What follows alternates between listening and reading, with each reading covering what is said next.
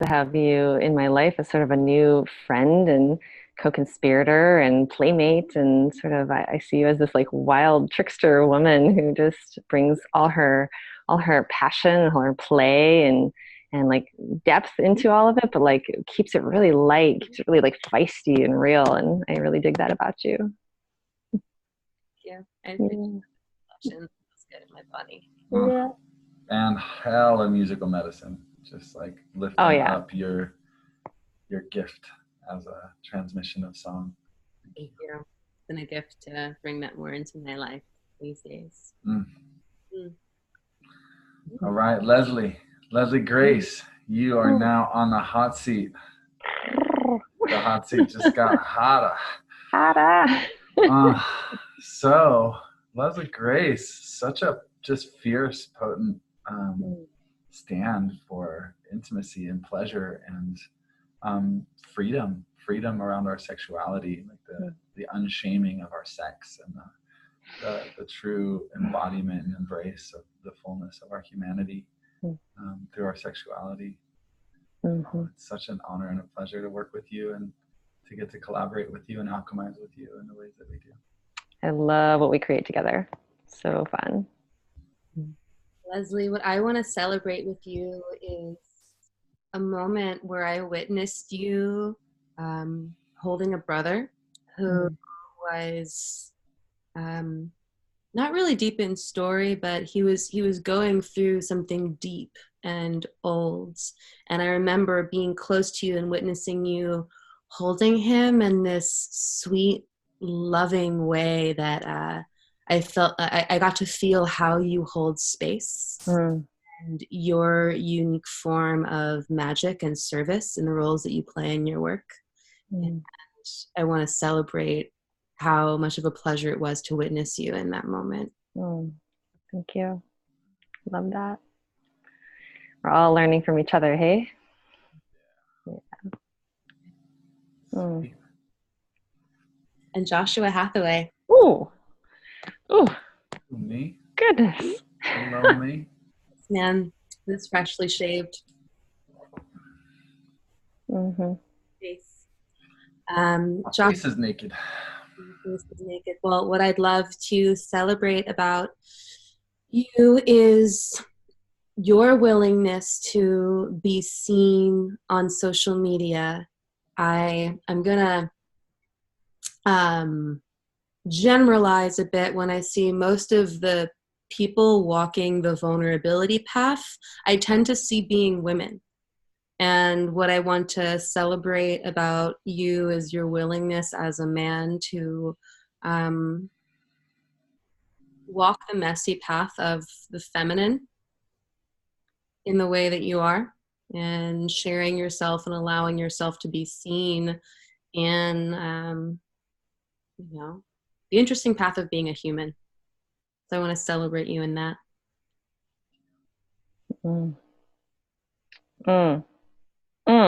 And I just want to gush a little bit and celebrate just the fire that this man brings. Like, Joshua, Jesus Christ, man, like you're just like a wild animal, just like tearing it apart all the time. I'm just like, it's so refreshing as a woman to feel a man so in touch with their pleasure, so in touch with their desire, and just like willing to like show it, be it, like breathe it, just like tear life apart in all the ways. And I'm so grateful that you don't hold yourself back, that you don't like dim that light in any way, that you fully own your power, fully own all that juiciness. And at the same time that there's a hell of a lot of care behind that, a hell of a lot of sensitivity and really holding others in heart and in sensitivity. So it's not just this like masculine thing, that there's so many facets to you, and I just love that you bring it all and are willing to show it all.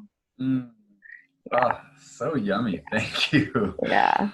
I'm gonna take a moment to really take that in before like reflexively transitioning to subject. Wow. I'll just mention that working with Joshua has been so fun because he has so many raw ingredients. Like there's just so much raw energy there that as the Shakti counterpart in this teaching team, I get to sort of like play off of whatever he's bringing. And so he'll throw some fresh energy into the situation. Then I'm like, oh, okay, great. Let me create something with that. And then it'll be like, oh, this other thing. Okay, great. Let's see where we build that into. So I love getting to play this particular role in the teaching partnership. Yeah, I mean, it's such a beautiful segue too, all of that into some of what we're talking about here, like the essence of cultivating a healthy, pleasurable intimacy, the essential component of polarity, and like how do we,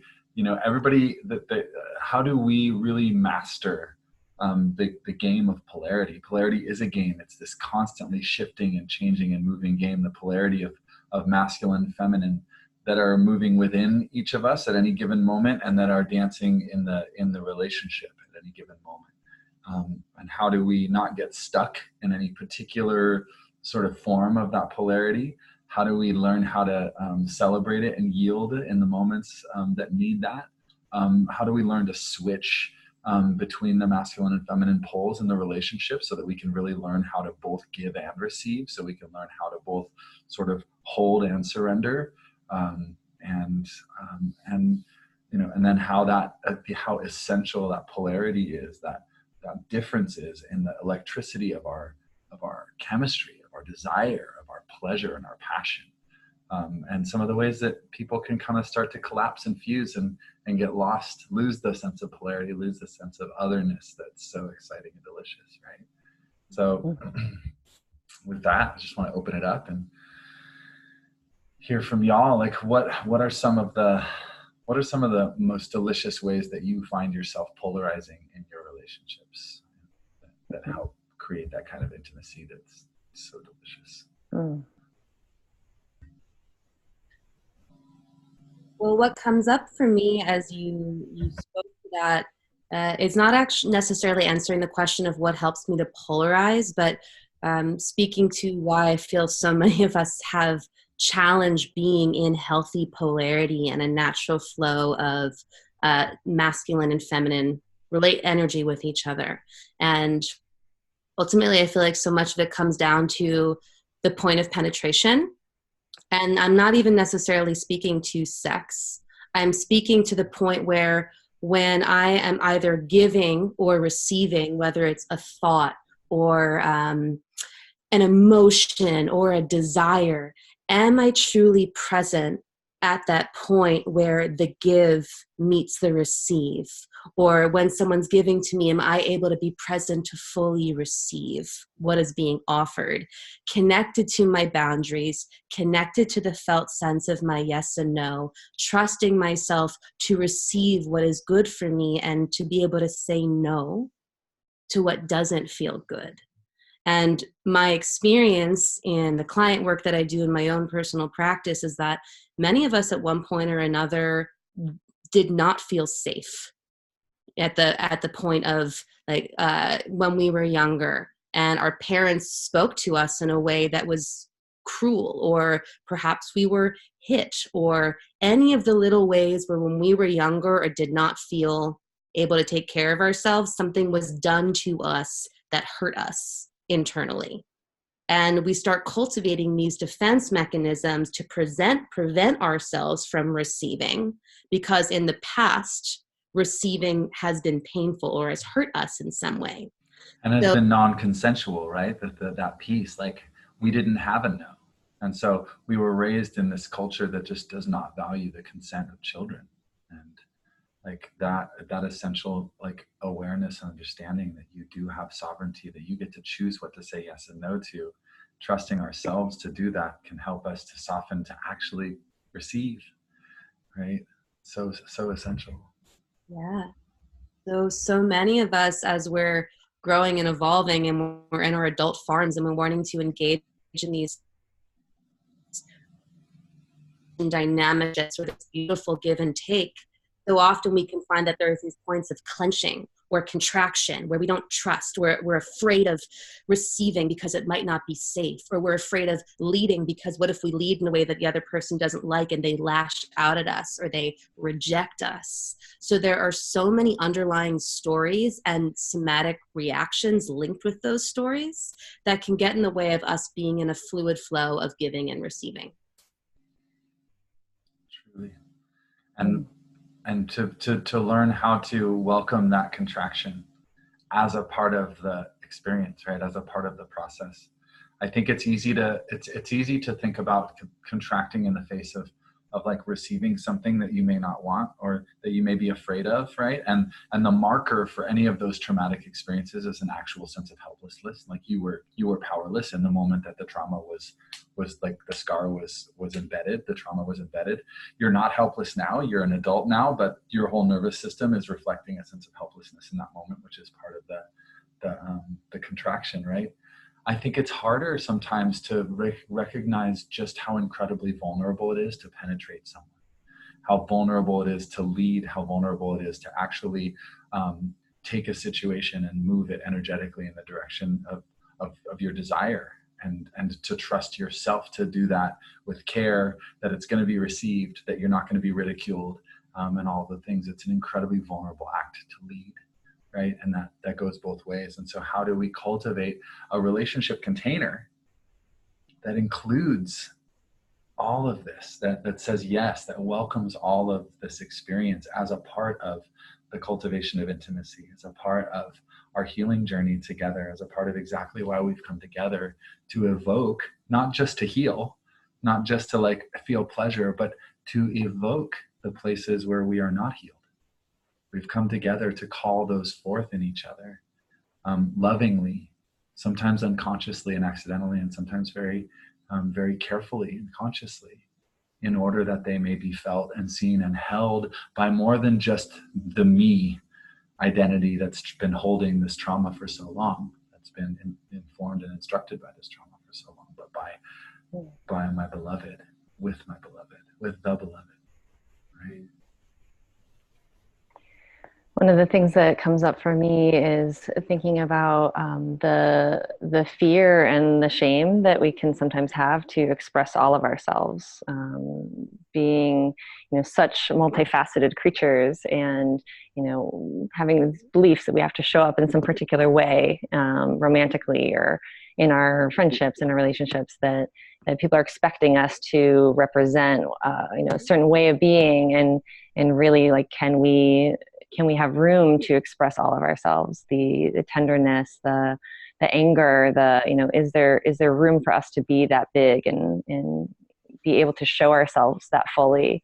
And I think that where this gets into the polarity question is like, you were speaking, Arielle, about is it safe for us to receive the energies of others, but also like, are we safe to be received by others? Can I share all of myself and be held in that? And I love getting to play and getting to explore life with people who have a wide range of how they get to express themselves, of being in touch with their masculine intensity and penetrative energy, going after life, going after what they want, holding space, being that guide for others.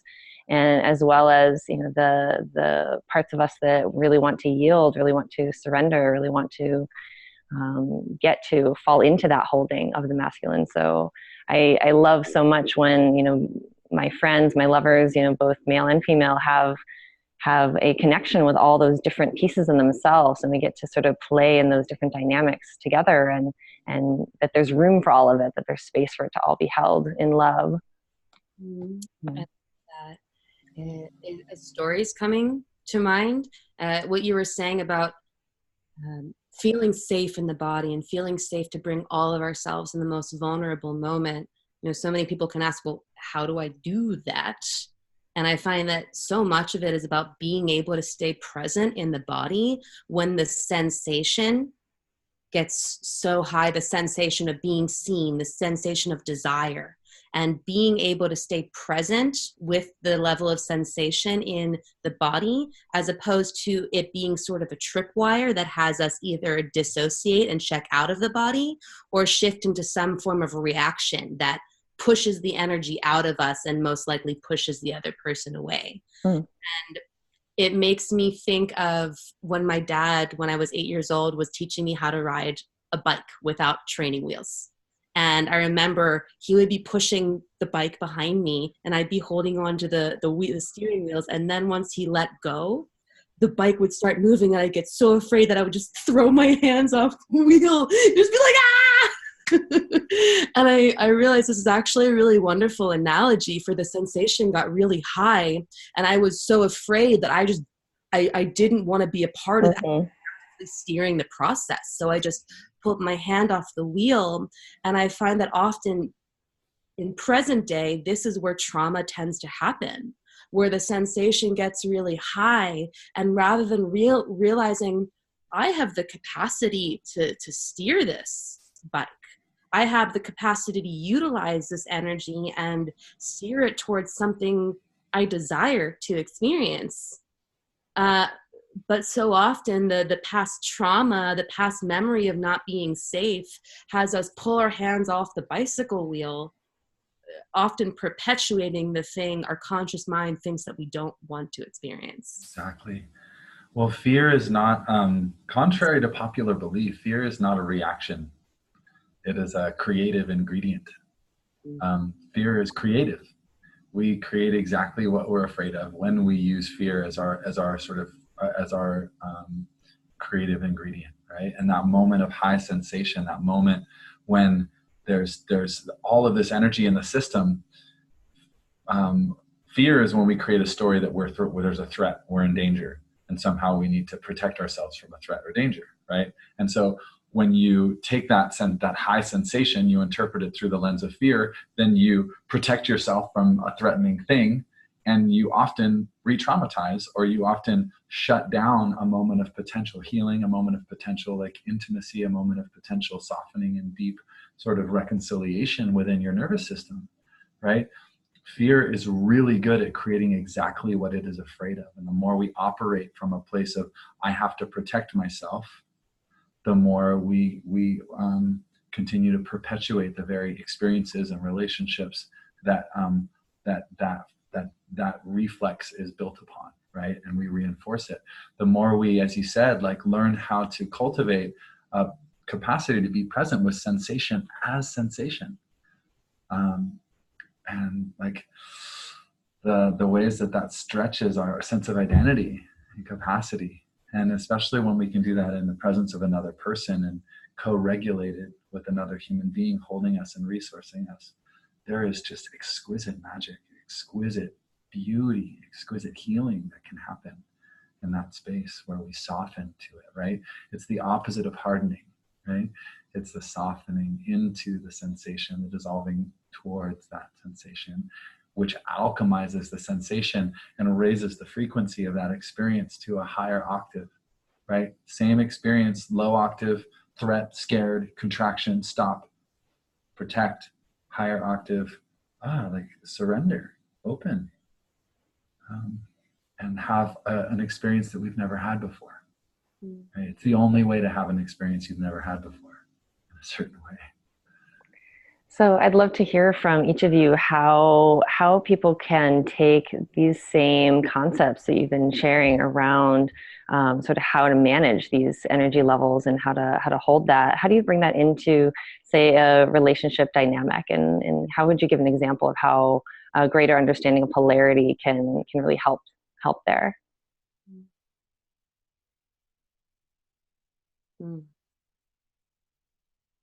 Would you like to go first, Joshua, or shall I? Okay. So I'll give an example from my personal life that I actually just experienced a couple of evenings ago. And before I do, I'll just say, first of all, making sure we're choosing romantic and sexual partners who we actually feel safe with. So often, because there's such a skewed concept of what love is in our culture. Often I find that people associate love, sacrifice, ask ourselves in order to secure love and safety, or that I need to sacrifice my boundaries in order to secure love. So often we'll wind up picking out partners who trigger old feelings of being treated in ways that don't feel good, but because it's what we were conditioned to associate with love in the past, will be drawn towards those similar energetics. So really making sure that when you're choosing a romantic and sexual partner, someone that you're sharing the most vulnerable aspects of yourself with, that it's someone that your nervous system actually feels it can relax with, and to trust that it's okay to feel that way. It's you're worthy of feeling that way, and there's nothing wrong with this person if they actually make you feel safe. And can I elaborate on that before you go into your story? Because this is just like so bottom line, right? And this is about you cultivate trust with somebody. You let somebody earn your trust, right? That person may not trigger your like obsession reflex, which is what we're also used to picking relationships based on, right? Like recognize your obsession reflex as something that like, oh my God, I have to have this person. But I want them. Oh. And like, how do we start to cultivate that sense of connection and trust before we necessarily activate all of the hormones and bonding mechanisms that are involved in like penetrative sex? Like, how do we actually like feel into one another if what you're looking for is a partner, somebody who you can really deepen into true intimacy with and healing with, right? Like, how do we let a person show us their trustworthiness, and how do we entrust ourselves like one bit at a time? Like, I'm going to entrust you with this, I'm going to entrust you with this, and to let that process deepen and deepen. And how do we call it when somebody has shown us that they actually have not handled our entrustment with the level of care that we need, right? So thank you for that, Arielle. I'm so curious about your story. Yeah, thank you. And I'm feeling, this story's perfect. So a couple of evenings ago, a man came over to my home who I love dearly, and we haven't had sex before, but there's definitely a lover energy and just really sweet connection between us. And we hadn't seen each other in a while, and I was starting to share with him this vulnerable story about an intense lesson that I learned at the end of 2019. It was just a place where I had a down, and he was asking me, so I started to share the story of this vulnerable down that I went into at the end of 2019. And as I was penetrating the field with my story, I could start to feel myself checking out of my body a little bit. It's like I was telling the story, but I wasn't fully embodied and connected to him and connected to the story I was telling. And I paused and I said, I'm actually feeling really vulnerable here. I don't know what to ask for, but I'm feeling vulnerable right now. And I just wanted to pause because I wasn't present at the point of penetration. And he, in that moment, reached out his hand and he just put it down on the couch. He's like, here, like, take my hand. I want you to feel connected to me. And it was this beautiful example of, okay, I'm penetrating and then I'm not feeling safe. And rather than acting like everything's okay and just going through the motions, which most likely would have perpetuated some story of me not being able to be received emotionally by this man who I care deeply about, and then my energetic nervous system shutting down and feeling less and less secure and going down a whole thought spiral around the lack of safety in that moment. I just shared what was true without actually knowing how to fix the issue, but just spoke authenticity to see, when I speak the truth, the vulnerable truth, how am I met by this person? Does he understand? How does he meet me in that vulnerability? And he showed me through the way he responded that he was worthy of my trust and my softening in that moment, and it created a space of deeper intimacy and connection with us. Yes. So beautiful. And then you just get to melt into it and actually feel like you're really held in all of it. Like you're held in your fear, you're held in your courage, like that there is room for all of it.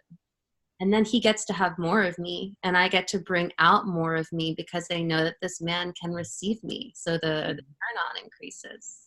And there's even trust that you had in him to hold your vulnerability so beautifully. It's like you invited him to show up for you, and he may not have known that you needed that unless you were willing to share it.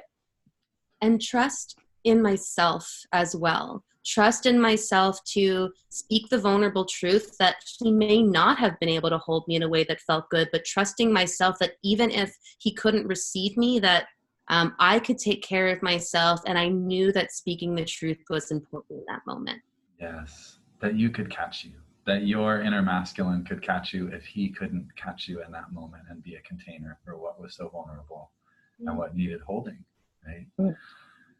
Oh, I love it. And it just like keys into, for me, we are so brainwashed about like being this like independent island, and we are like sovereign beings who should be able to handle and hold anything within, I don't know, there's so much conditioning. And as a man, I think it's even like more like intense and more pathological, really, the sense of like radical independence and slash isolation, alienation, and how we're actually created, like our whole nervous system is built to be in community. Our nervous system is built to be in relationship, that that will always hit points at which we actually need to lean into the co-regulative presence of another being on the journey of healing, and the journey of like opening ourselves completely. And I so appreciate like the level of awareness and vulnerability you brought to that moment, and just knowing that, like noticing that you were checking out and presencing it instead of going into a performance, and instead of trying to manage anybody else's experience about that, you just presenced it. Oh, I noticed that this is happening and I don't know. And then when we enter into that mystery, then we actually are in collaboration. We're in true like emergent collaboration. And there he was, ready to just hold that part of you. So precious. And this isn't something that, that happens by accident in our lives. This is something that we cultivate. And as a couple, in partnership, and even if we're not in a couplehood, there are places that we can go to practice the capacity to notice what's happening in our bodies, to breathe into and presence, where we build the sort of reflex to presence what is vulnerable and uncomfortable, instead of hide it, which is the way that we've been trained. Like for most of us, our like lifetime training is in hiding what is like not pretty, what is not confident, what is not beautiful and sexy, or what is not strong, and just like putting on a show when that's what's happening underneath. And so it takes like practice, and what I find again and again is that the more I learn to bring that vulnerability into presence, like the less afraid of it I become, the more choice I have. And it's always nourishing. It's always nourishing to the relationship I'm in, to be honest, to presence my fear, to presence my uncertainty, to presence my vulnerability, or the part of me that wants to run away, right? To just name it and be with it and let it be held by more than just me. Even as the sort of Shiva masculine presence who's supposed to be the space holder, sort of in this archetypal kind of relating that we've inherited. Really getting into full choice around that. I see how easy it is for couples to fall into the kind of typical patterns of, okay, this partner is always the one who has to hold space. This partner is always the one who's having a big emotional reaction or needs a lot of care, needs a lot of holding. What would you each sort of recommend to couples who find themselves in this kind of pattern where one partner is sort of doing more of that holding than the other, and how to bring a little more balance there? Yeah, I think, well, it's important for both partners to have other people to hold them. Your partnership is a profound and powerful healing container, and like we all need to make sure that we have community mycelium. As a man, I need my men. I need my men to be able to lean into and get support from, as part of my support system. And I think I want any partner that I'm with to have like a strong, consistent circle of sisters that she's gathering with, where she can lean in and be mirrored and reflected and supported in that way, so that neither of us becomes the other person's own soul support mechanism. I think on a structural level, that's really, really crucial. And, you know, the interesting thing is, and I found myself in this very position in my last relationship, honestly, where I sort of more and more of my energy was going into holding space for my partner. And the balance was just like so completely out of whack in terms of me just getting to fall in and have space held for me. And the thing is that like I was doing that. It wasn't happening to me. Like I was being the hero. I was playing the role of the savior, right? I was getting some kind of sort of identification out of being the one who was holding my partner through this powerful healing process, and her trauma was coming up, and it was all for good, and I have all of this capacity, right? And so I got off on some level on playing that role and giving too much. And I completely depleted myself, and I totally reinforced my partner's sense of helplessness. And it was an essential component of the destruction of our relationship. I didn't lay lines and boundaries around what I'm willing to hold space for often enough, soon enough, and until it was too late to a certain extent. So I want to I'd have to invite the person who's doing all the giving to get really fucking honest with yourself about what you get out of that, right? So that's one piece. It's just like woefully unsustainable, right? For each person, and that partner that's sort of always getting held and sort of never has to reciprocate, then they don't learn that, to find that strength in themselves, to switch roles and to be that holding container for their partners. I feel like it's a beautiful skill for everyone to be able to hold another that deeply. And if we're not being willing to share our vulnerabilities with our partner or ask for that holding, then we're also sort of denying them the opportunity to grow that muscle within themselves and grow that capacity. I would say like the bottom line quickly is, if you see that happening in a relationship, get some fucking support. Yeah. Stop doing it by yourself. Get one session with somebody who can sit with you and sort of see the dynamics at work from outside of it and give you some support in how to sort of move forward. Because that's the other mistake that I made in my last relationship, is I didn't get support nearly soon enough, and I regret it. I wish I had. So like, get support. There's if you have a vision for an amazing relationship, I promise you're not going to do it alone. So call in all the support you need to make that happen. And I looked like I cut you off there, Arielle. Yeah, I was gonna just, your response is in resonance with what I would say for Leslie's question. Is when I work with couples, I rarely ever work with them together before I've extensively worked with them individually. Because if there's a dynamic where they're kind of perfect puzzle pieces, for one person is always in the giving and one person is always one person is in the holding and one person is always kind of breaking down, on some level, each person is attached to that dynamic. And it can be easy to point the finger at the other person, but what I will always do is be like, okay, well, why are you attached to this dynamic? If you are constantly in the breaking down mode, what fear do you have around holding space for another? Do you trust yourself to be able to hold space for another? If you're the person who's constantly holding space for another, what fear do you have around breaking down? Do you trust the other person to hold you? Often when we get locked in these dynamics, I'm like in God's light, right? Yeah. Let it be. it's really important. I like to invite each person into the getting off on the fact that on a deep level, they actually desire this pattern that their conscious mind is telling them that they don't want. So we can come back into a place of realizing, oh, I'm creating this. Mm-hmm. Why have I wanted this up until this point? Mm-hmm. And what is the bigger desire that I'm wanting to access in my life that has this be a smaller desire that actually needs to get sacrificed in the process? But we need to bring conscious awareness to it first. Yeah. And you know, there's always room to explore some conscious expressions of that kink, right? You have a kink. It's a little kink, like you get off on this particular energetic dynamic. So how can you create a scene and a container for you and your partner to actually explore that consciously and turn the volume up on that particular dynamic and see what comes up, right?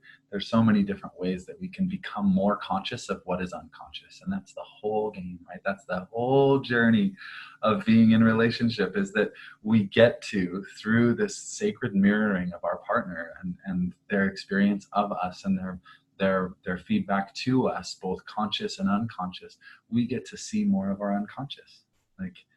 And we get to become more choiceful in the presence of unconscious forces within our relating and dynamics. So there's so many juicy ways to start to tease out and experiment with consciously the dom sub dynamics that are kind of implicit a little bit in that, like hero, in the victim hero dynamic, you know. Yeah, I'm curious to shift a little bit more into the realms of pleasure and passion and desire, and how people can learn to more fully embody the polarities within themselves and be able to express like different forms of sexual energy, different forms of desire, and also to meet their partner more fully in that polarity. So I'm curious, where we want to dive in with helping people to understand how these forces can really juicify their love life and take their passion even into more delicious extremes in the bedroom. I'll share, and I wouldn't even say this is kink, but I'll share as being for all of the women who receive men's cocks inside of them. And this is actually the point of penetration. So, you know, women have been conditioned for many years to give our bodies to men, where, you know, our body is for man's pleasure. We're meant to open our legs and be penetrated. And even for the women who find them and feel themselves to be feminists or very empowered or whatever it is, I would really invite for all women to really feel into, at that point of penetration where a man's cock is entering inside of you, are you in a place of engaged and active receptivity? Are you a part of receiving this man inside of you? Is your body saying yes and being a part of that active engagement? Or are you kind of just checking out at that moment?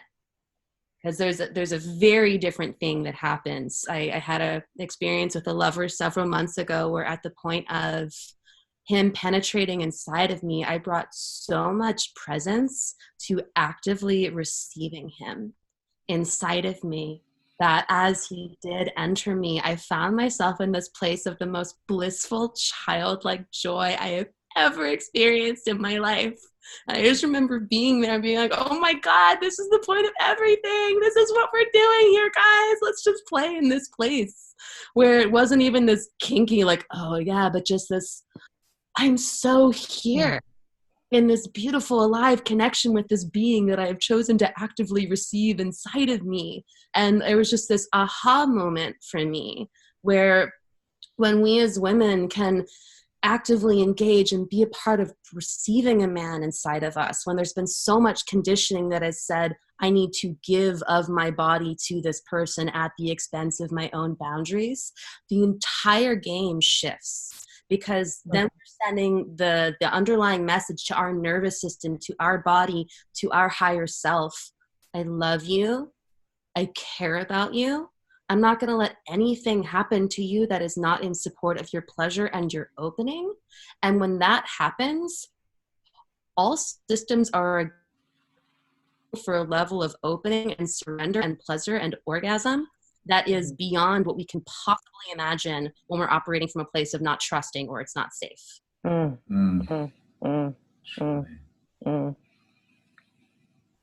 Trust and safety, so essential, so essential. It's I really resonate with what you were saying before around sort of needing to really trust our partners to hold us so we can sort of be in our fullness. And this moment of penetration you're speaking of is like, without trust, without like the utmost safety, like there's no real surrender, there's no real opening. That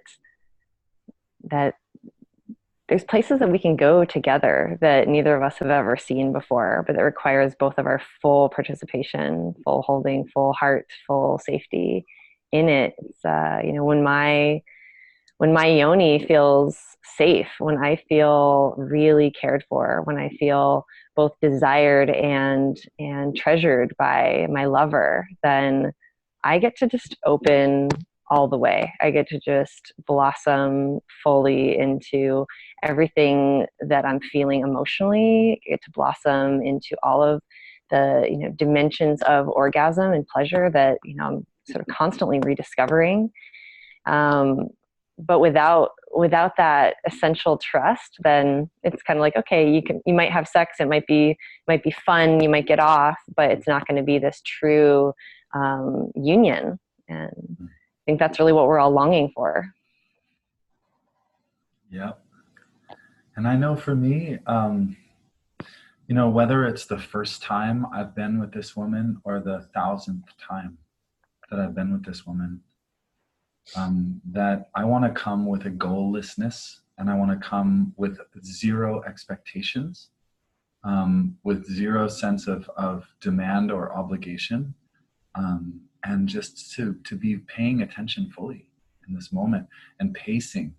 For me, I do hold the masculine pole in my relational dynamics really consistently.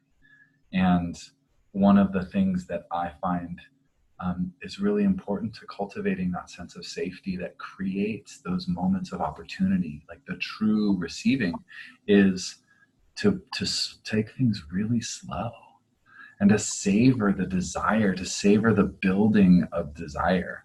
That it's like we're so programmed, especially if we've been in a relationship and we've had sex a bunch of times and we kind of have our routines sort of down, it can be really hard to snap out of that and into the present moment, into a genuine like experience of what's happening now, and be with our bodies and our building desire, and to actually have the pace of our intimacy and contact be behind the pace of our desire, to have our desires out ahead, and in fact your desire as the feminine out ahead of the pace of penetration, right?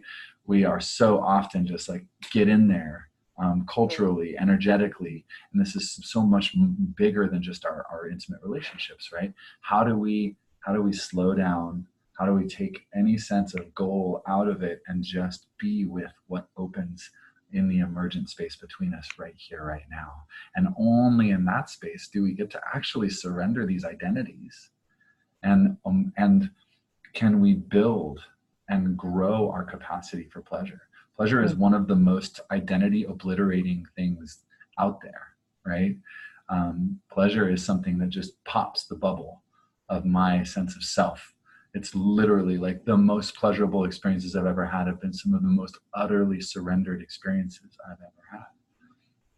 And so how do we cultivate that with a goallessness in our relating and our lovemaking? And it's not to say that like the nooner is not like a great way to just like get some energy out and have a quickie sometimes. It's not to say that every single time we come together, it has to be this like sacred thing, but that we do have space for that sacredness and that intentionality and that pacing in our relationship, so that we do get to cultivate what is out beyond what we've experienced before. It's beautiful, Joshua. And the thing that arose as you were speaking is to be able to come into any external relationship that we have, and by external, I mean other than the relationship with ourselves, to come in from a place of wholeness. And what I mean by that is we must have a healthy, integrated relationship with the masculine and feminine energies that exist within us to be able to come into any romantic or sexual relationship from a place of um, not needing them to be in a certain polarity in order to fill the space of what we have not cultivated or suppressed within ourselves. So the example is, you were speaking to kind of the damsel in distress dynamic, or women, feeling more in the victim role and needing to be saved by men. If we as women don't create a healthy relationship with our own masculine energy and relationship with our feminine, then we'll constantly be seeking from a more needy or kind of clinging based place for men to be in their masculine polarity, to kind of hold that space for our undercultivated masculine. Mm-hmm. And similarly, if men have an undercultivated feminine, there's going to be you might be more drawn towards a woman who is more in a distress damsel. So much of this is about how do we do this work within ourselves so that both of our polarities are freed up and that we can be in that fluid dance with each other, as opposed to, well, this one's online, but I don't really like this one too much, so this is the one that we get to play with. Yeah. Yeah, and the elegance of the universe just never stops amazing me, right? Like, whatever woman I am engaging with right now is the perfect reflection of my inner feminine, right? There's no she is the beloved. She is the divine feminine. Like, whatever mirror I'm getting right now is a perfect reflection of my relationship, this inner line. There's not like a dissonance there. If there is, it's like, oh, like somebody's bringing something to me and I'm like, wow, that's totally not resonant with the way that I'm in a relationship with myself. So like it either just doesn't enter my frequency at all. It doesn't even come into my field, or it's like so foreign. It's like, that's really interesting, And so it's something I can like study and be curious about. But I find it interesting how easy it is for people to get into these blame games and to see their partner as like less evolved than they are, or something like that. And we get these sort of diminishing returns in relationship when we're projecting all of our less evolved sort of aspects onto that person. They are the embodiment of what we have not yet integrated, and they're bringing it to us, right? The last stop on the projection train before we own something is it's going to show up in our partner. It's going to show up in our most intimate partner, right? That's the last stop on its way home. And hopefully it's going to pass through and come right back here where we can own that aspect of ourselves that we've disowned, that we've projected out, that we can't embrace and look at and love in ourselves. We can learn just to love it in our partner, and we can learn to love it in ourselves through that. I'm not saying that in terms of like abusive behavior or outright like damaging, harmful things, right? I'm talking about like the subtle human imperfections and the ways that we do discover that we're hurting ourselves or hurting each other, right? And what I want to just kind of bring home here, and it's just been a thread throughout, and I wanted to say it so many times, is that we're not just talking about like intimate relationship with another person. Like, we're talking about our relationship with life, your relationship with your intimate other, whoever that is, and however many of them there are, is your relationship with life. And how you meet that other says so much about how you meet life and what you cultivate in your capacity to sort of receive, to open and receive, your capacity to penetrate with your truth, your capacity to slow down and be fully present with what is, your capacity to hold space for the uncomfortableness of what is. Like, all of these things are essential skills in mastering your instrument to be able to navigate this world with as much joy and purpose and meaning and connection, and to show up for the beautiful opportunities that we have collectively to bring this world into alignment with a much more connected, whole, healthy, healed humanity and earth, right? all the way through from the center out to the edges.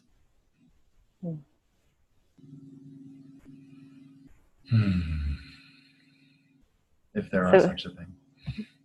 It's so clear to me when I see that my partners, my lovers, like they want all of me. They don't just want like the shiny parts or the happy parts or the parts that are ready to go along with everything. They want my truth.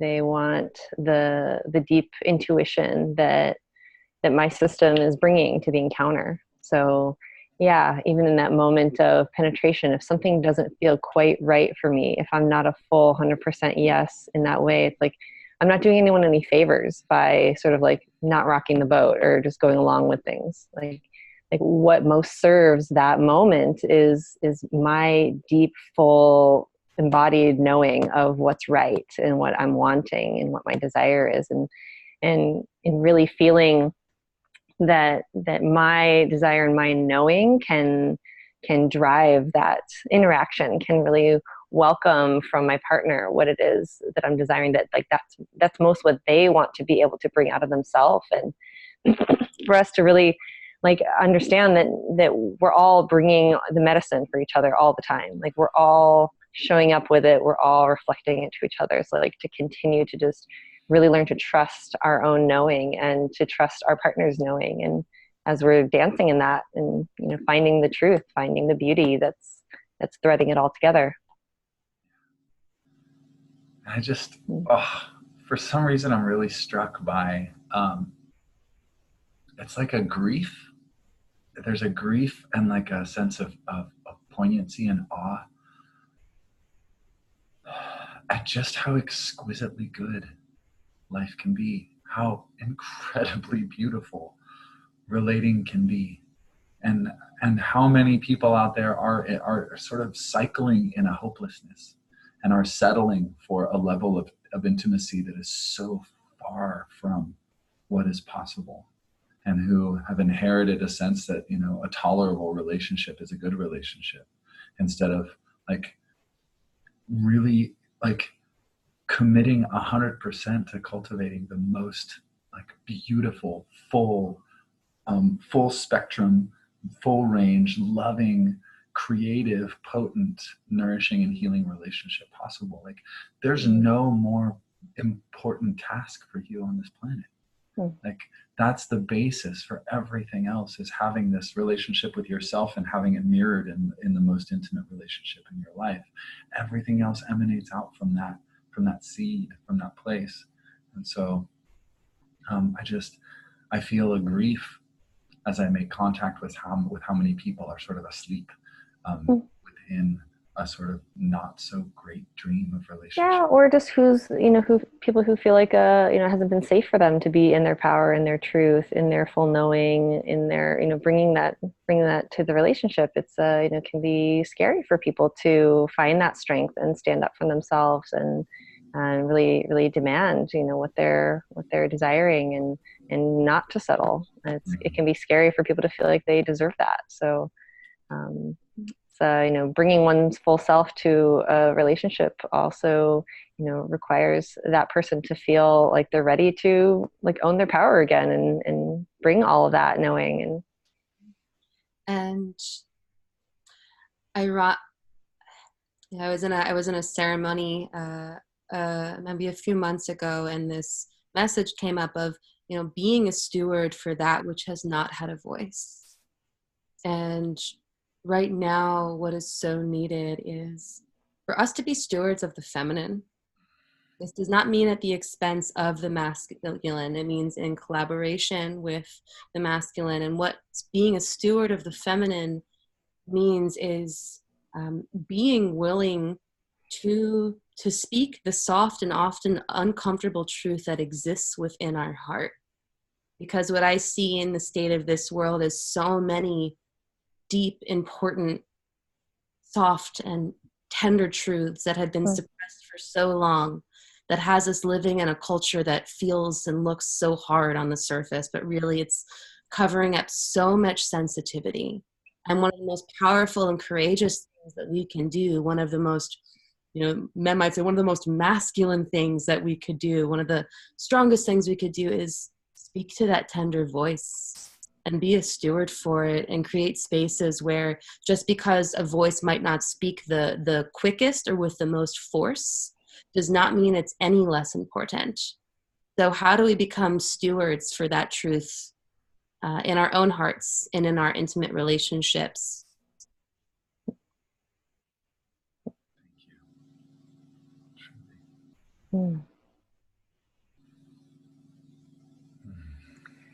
I love that as we each grow and learn more about ourselves and recover more of the pieces of our lost little fragments and our fears, our traumas, like as we recover more of that, we have more of ourselves to give to each other and more of ourselves to bring to the world. And it's just so obvious that we need that. Like we need everyone's fullness, right? The more I bring myself more alive, more into contact with all of my knowing and all of my willingness to speak it and be it, then the world gets to benefit, and we all are contributing so much. Yes. I have this desire to do some like tapping and affirmations to just like close this thing out and like anchor this in some physicality here. So I wonder if you guys are willing to just tap with me for a minute and just take a deep breath in through the nose. Anybody who's watching, let out a sigh. Get congruent with your nervous system. Just tapping this karate chop. And I don't know what I'm doing here, but we're just gonna repeat after me. Deep breath. Even though in the past I felt confused about how to be myself. Even though in the past I felt confused about how to be myself. Even though I am terrified of intimacy on some level. Even though I'm terrified of intimacy on some level. Even though I'm still very much learning how to trust me and you. Even though I'm still very much learning how to trust me and you. I love and appreciate myself exactly as I am. I love and appreciate myself exactly as I am. I celebrate every step of the journey that has brought me to this threshold. Celebrate every moment of the journey that has brought me to this threshold. I celebrate how much expansion I feel in my heart in this moment. Every day learning to trust more. Every day learning to trust more. Every day surrendering even wider and deeper. Every day surrendering even wider and deeper. Every day learning how to use my voice to speak my truth vulnerably. Learning how to speak my truth powerfully and vulnerably. Every day more congruent with myself. Every day more congruent with myself. And every day more available for love. Every day more available for love. I love myself. I love myself. I love my body. I love my body. I love my pleasure. I love my pleasure. I love my pain. Love my pain. All of it is welcome here. And I don't have to do it alone anymore. Yeah. I love being held. Mm. And I'm grateful for this exquisite divine union that I am. Squeezing the wrist, taking a deep breath in through the nose. Sigh it out. Union.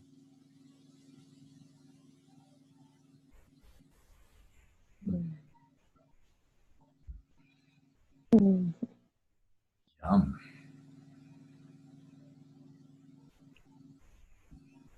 Thank you, friends.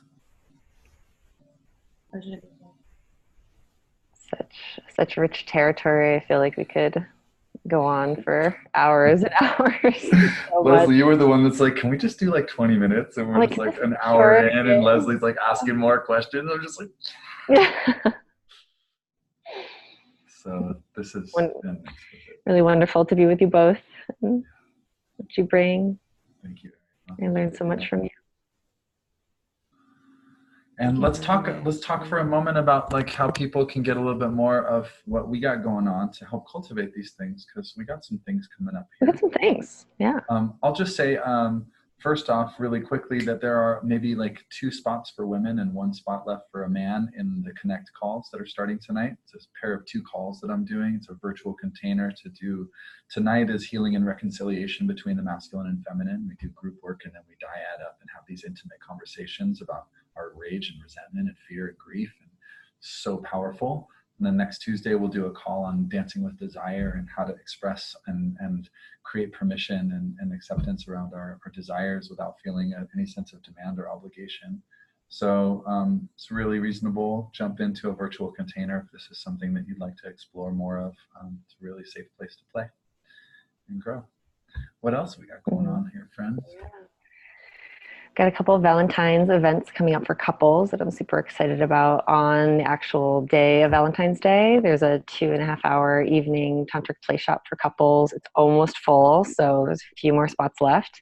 And then for the whole weekend, the Saturday, Sunday, where Joshua and I are doing this tantric intimacy for couples weekend immersion. So it's going to be a whole weekend of embodiment and play and learning to really see that divine mirror in our partner and going deeper into relationship mastery and discovering a new way of being together that's based on fun and creativity and exploration. Mm-hmm. Arielle, what about you, boo? I have a women's circle coming up at my home in the Berkeley Hills on Friday, February 21st.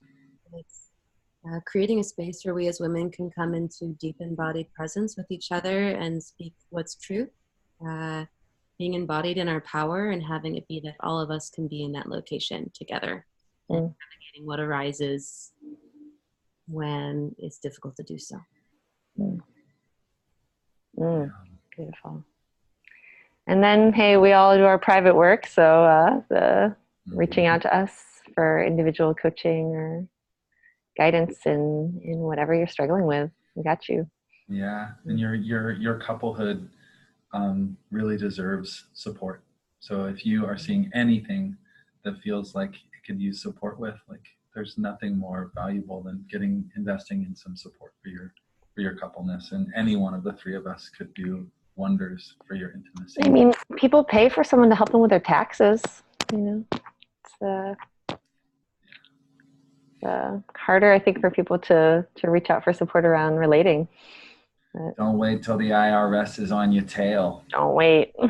Hire your sexual CPA now. Bring your accounts current. It's way juicier that way. Mm-hmm. Well, friends, it's been exquisite. Thank you so much. And more soon with both of you.